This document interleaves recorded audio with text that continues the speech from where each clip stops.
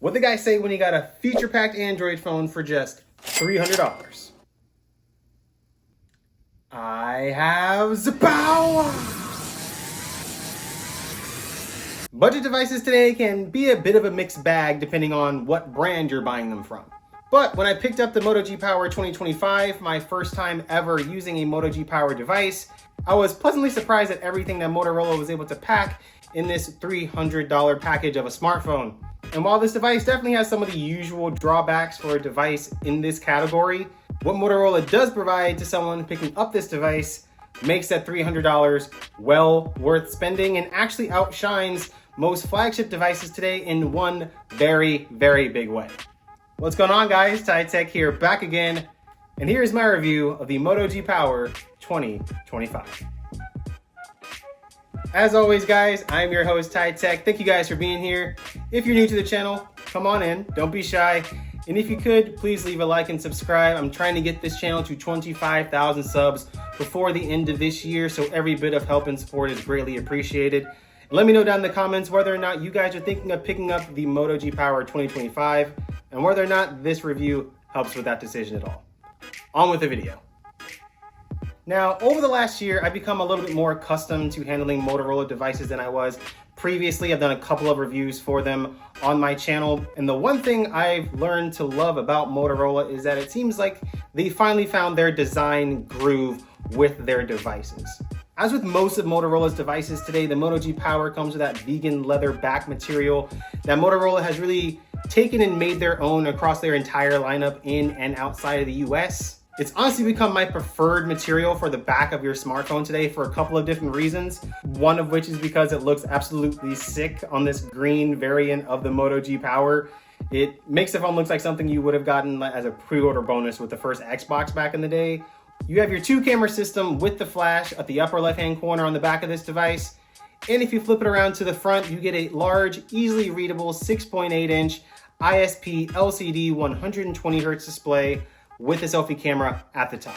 Now, the quality of this display is not the highest in the world, as you guys can see from the little bit of haloing around the edges of the bezel from the LCD, and the fact that this display only has a peak brightness of about 990 nits in direct sunlight. So there is going to be a bit of a glare when using this device outside, but for the kind of person that's picking up the Moto G Power, they're going to be more concerned with size, speed, and smoothness. And luckily, the display on the Moto G Power 2025 has plenty of all three. The only real downside I could find with this display is the fact that Motorola is still using a version of Gorilla Glass that came out during my freshman year of college. So yeah, get a screen protector. And holding everything together is going to be a plastic frame that houses your power/fingerprint scanner and volume buttons on the right-hand side, your SIM tray on the left-hand side, and your USB-C port, speaker, and headphone jack on the bottom. The Moto G Power, by all means, is not a premium feeling device. It's not made to be a premium feeling device, but what it is a much lighter experience and a more durable design. Like I mentioned earlier, a couple of the reasons why I like the vegan leather back that Motorola uses on their phones is because they're more scratch resistant, dirt resistant, and crack resistant than the glass and plastic backs that have become normal on most smartphones today, while also giving your fingers a lot to grip onto if you decide to use this phone without a case. Whilst I was using the Moto G Power, it never felt like it was ever going to slip or fall out of my hands at any point, even when I didn't have a case on it, because that vegan leather back gave me so much grip to hold on to. And the plastic frame holding the entire thing together made this device a much more weightless proposition at only about 209 grams, which made this device perfect for prolonged usage sessions because my hands never got tired. The Moto G Power 2025 even comes with IP68 and IP69 water and dust resistance, which is a huge improvement from last year's Moto G Power, which didn't have an IP rating at all, and is better water and dust resistance than most $800 flagship devices today. So let that sink in for a second. The $300 Moto G Power 2025 has better water and dust resistance than a $1,200 iPhone. What? And luckily, the battery that you get inside this device doesn't make it any heavier either, even with all the juice you're going to be getting out of the Moto G Power 2025. Moto G Power 2025 comes packing a 5,000 milliamp hour battery on the inside, with 30-watt wire charging, and you get 15-watt wireless charging as well, even with the leather back. I usually start my days at around 10 o'clock on days that I'm not working, but even through a full day of web browsing, watching YouTube videos, listening to music with Bluetooth headphones, using navigation, more gaming than I'm really used to on my devices, I found it extremely hard to actually kill the Moto G Power dead. I guess that's why Motorola calls it the Power, because of how much juice you're gonna still have left in the tank of this phone at the end of the day. So that's only a plus for anyone picking up this device. As always, I do have to preface that battery life is gonna be dependent on a multitude of different factors, and this is a budget device with a budget chipset, so keep that in mind. Speaking of budget chipset, that 5,000 milliamp hour battery is what's going to be powering your MediaTek Dimensity 6300 chip, 128 gigabytes worth of storage base, 8 gigabytes of RAM with Android 15 right out of the box. And personally, Motorola's skin and take on Android has slowly become one of my favorite things about reviewing their devices. Right out of the box, the Moto G Power came with this radioactive, toxic green theming to match the color of the device. It made it look like something from Nickelodeon out of the early 2000s. I love it. This device was also refreshingly devoid of software right out of the box, which is not something you ever really see at a phone at this price point. Yeah, it had a couple of straggler apps, but it wasn't anywhere near as bad as it usually is for a device at this price point, which was great because all I had to do was go and transfer my content to it. I didn't have to delete a whole bunch of crap afterwards. As far as call quality goes, I never had any complaints from anyone that I spoke to whilst using the Moto G Power 2025. Everyone said I sounded crisp and clear, even on speakerphone. Yeah, I'm in my truck and it sounds good.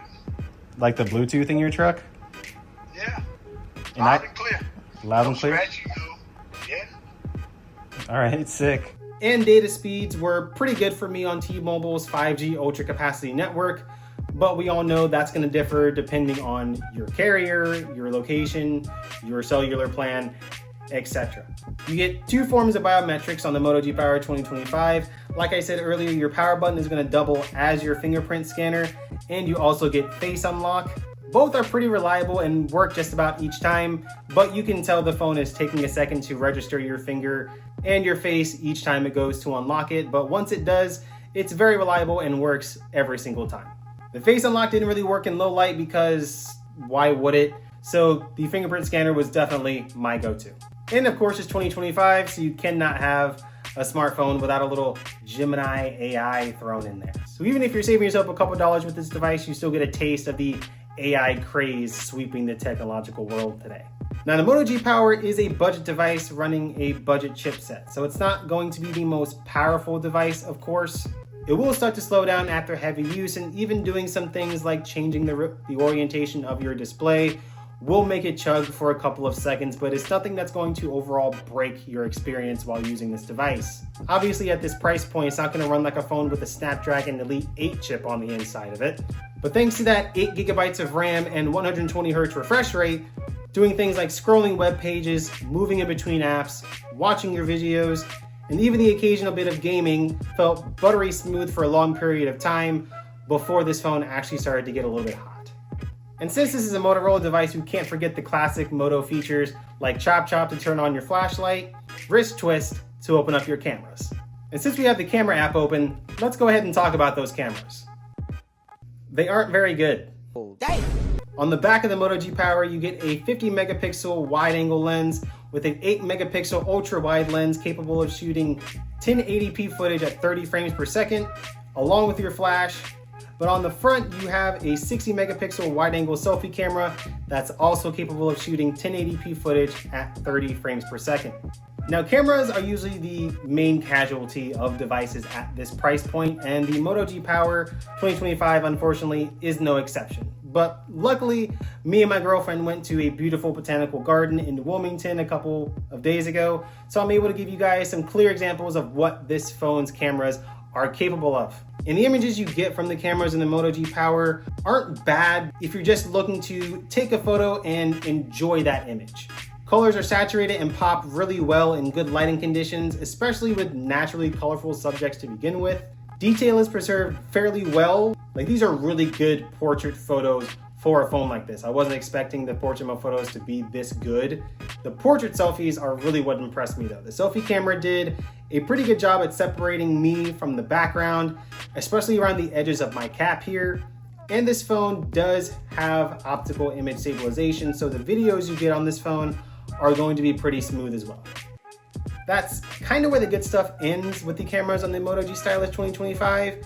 And that really comes down to the fact that these sensors in these lenses just aren't big enough to let in enough light to keep that detail that's present preserved, or to absorb the excess light in an image, which is how you end up with overexposed pictures like these, or overexposed selfie videos like this, because the sensor just isn't big enough to process that excess light. Or you just end up with pictures of subjects that were way darker than they really were when you first took them. I know I'm comparing images between a $300 Motorola phone and a $1,200 iPhone. I'm just showing you guys some examples of an image that has enough light brought into it versus an image that does not. The switching between focal lengths and the camera shutter also lags harder than airplane Wi-Fi. The point is, the cameras on the Moto G Power 2025 really aren't the best, and in the grand scheme of things, they're really not supposed to be. These cameras are perfectly good enough to take a cute video or photo of the dog, of the cat, of the kids, of the family, and to keep that memory with you at all times. And for the kind of person that's going to pick up a phone like the Moto G Power 2025, that's all they really care about. But if you're looking for a good sized device that isn't too heavy to hold in your hands for long periods of time, that has a durable design with top tier water and dust resistance, a big and smooth display with a big enough battery and efficient enough chipset for casual use, and taking a good photo every now and again without sending your wallet into a coma, at least in the United States at this price point, I don't think you can find a better value for money than the Moto G Power 2025. Final grade, A. Because this phone is a steal. But guys, that's gonna do it for my review of the Moto G Power 2025. If you or anyone you know are looking for a competitively priced budget device with a big, buttery smooth display, top tier water and dust resistance with a durable design, a big battery, and an efficient chipset without breaking the bank, I'll leave some shopping links in the description below, but you guys know what I say. The choice is yours. Make your move. But that's gonna do it for me. If you enjoyed the video, don't forget to like, share, and subscribe. And I'll see you guys on the next one. Later. What's going on, guys? Ty Tech here. Thank you guys for watching. If you enjoyed the content and would like to check out more, go ahead and click on one of my other videos that should be floating around the screen right now. Thank you guys for watching, and I'll see you on the next one. Later.